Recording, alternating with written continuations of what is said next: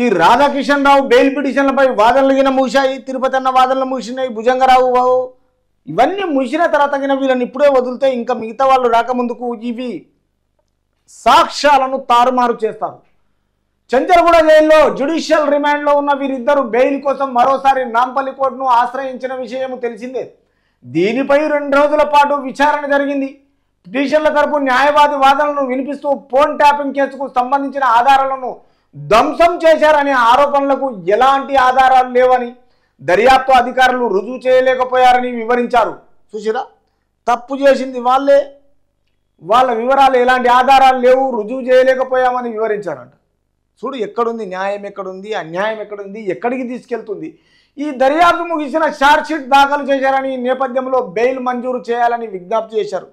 వాళ్ళను ఎప్పుడైతే లోపల ఉన్నారో రుజువు చేయలేకపోయారు, తర్వాత వీళ్ళకు ఖచ్చితంగా ఛార్జ్షీట్ ముగిసింది దాఖలు చేసినాక ఈ నేపథ్యంలో బెయిల్ మంజూరు చేయాలని విజ్ఞప్తి చేశారు. అంటే అడుగుతున్నారు విజ్ఞప్తి వాళ్ళని.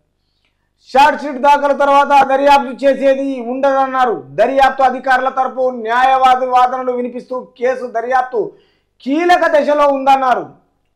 అంటే ఈ అధికారుల తరపు న్యాయవాదుల వాదనలు వినిపిస్తూ ఈ కేసు చాలా దర్యాప్తు కీలక దశలో ఉందన్నారు. ఈ కేసులో ప్రధాన నిందితులుగా ఉండి విదేశాల్లో ఉన్న వారిని రప్పించేందుకు కేంద్ర దర్యాప్తు సంస్థలు ఇంటర్పోల్ సహకారం తీసుకుంటున్నామని. అంటే కొంతమంది ఇక్కడ ఉన్నారు, కొంతమంది విచారణలు అయిపోయింది, వాదనలు అయిపోయినాయి, వాళ్లకు ఛార్జ్షీట్ కింద దాఖలు చేశారు, వాళ్ళను రిలీజ్ చేయాలి. ఇంకో కొందరు తర్వాత ఈ విషయంలో కొన్ని సంస్థలు ఇంటర్పోల్ సహకారం కింద తీసుకుంటున్నాయి కేంద్ర దర్యాప్తు. తర్వాత వీళ్ళు విదేశాల్లో ఉన్నవారు రావాలి అనేసి ఈ విషయంలో కోర్టుకు వివరించారు. ఇలాంటి పరిస్థితుల్లో నిందితులకు బెయిల్ మంజూరు చేస్తే దర్యాప్తునకు ఆటంకం ఏర్పడుతుందన్నారు. ఇక్కడ వీళ్ళేమో కస్టడీలో ఉన్నారు, జ్యుడిషియల్ కస్టడీలో. కొందరు ఏమో ఇంకా రాలేదు.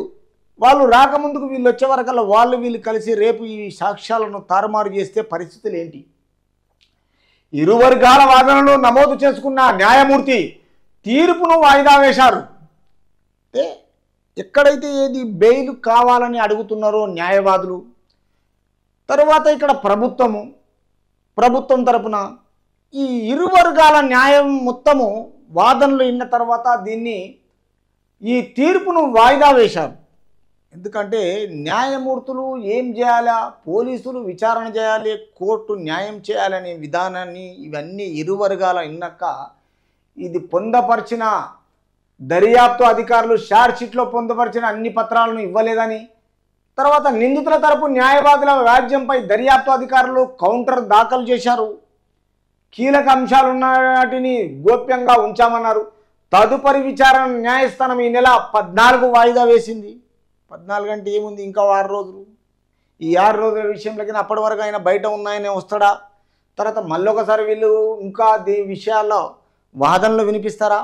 కోర్టు ఏం చేస్తుంది అనేది తర్వాత కోర్టు మాత్రమే నిర్ణయం తీసుకొని కోర్టు వాదనలు విన్నాక రేపు వీళ్ళ విషయంలో కోర్టు చేతులే ఆ విషయం ఉందని తెలుస్తుంది.